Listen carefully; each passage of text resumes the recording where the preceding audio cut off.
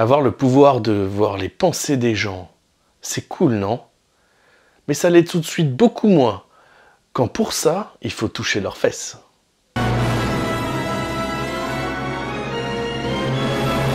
Alors aujourd'hui, on va parler d'enquête tactile Beyond Your Touch. Beyond Your Touch.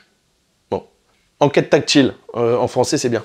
Alors ça parle d'une vétérinaire qui, un soir, alors qu'elle est en train de soigner une vache, va avoir, à cause d'une météorite, un nouveau pouvoir, celui de voir ce que pensent les gens lorsqu'elle les touche, de voir leurs derniers instants, de voir leur passé à travers leurs yeux. Et alors, comment ça se passe? Il faut qu'elle touche leurs fesses. Parce qu'au moment où c'est arrivé, elle touchait la fesse d'une vache. Et alors c'est assez génial, parce qu'il y a des meurtres dans cette ville, il y a une vraie enquête, la série est pleine de surprises, pleine de rebondissements. Vraiment, il y a beaucoup de moments surprenants et c'est extrêmement drôle parce qu'en plus, on est dans une société assez pudique. Donc, on imagine bien qu'une fille qui trouve plein de raisons pour toucher les fesses des gens, pour savoir s'ils sont coupables ou non, pour savoir ce qu'ils ont vu. Par moment, elle va réfléchir, pouvoir voir ce qui s'est passé à tel endroit. Elle va toucher un animal qui est dans le coin, lui toucher les fesses pour voir si l'animal a vu quelque chose. Enfin, voilà, on est dans ce contexte-là. Elle va être aidée par un policier qui est assez odieux parce que lui, son seul objectif, c'est de retourner à Séoul parce que là, ils sont dans un petit village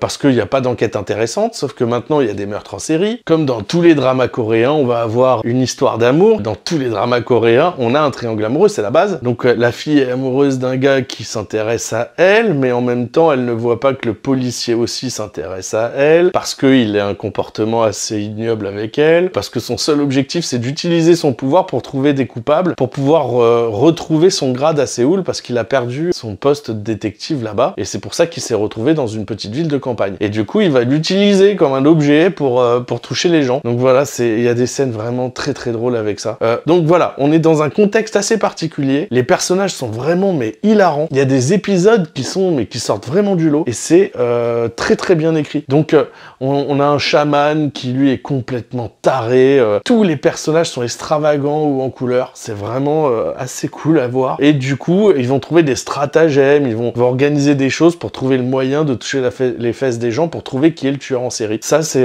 pour vous dire un petit peu l'ambiance de la série. Si vous voulez passer un bon moment et vous marrer un coup, regardez, c'est vraiment pas mal.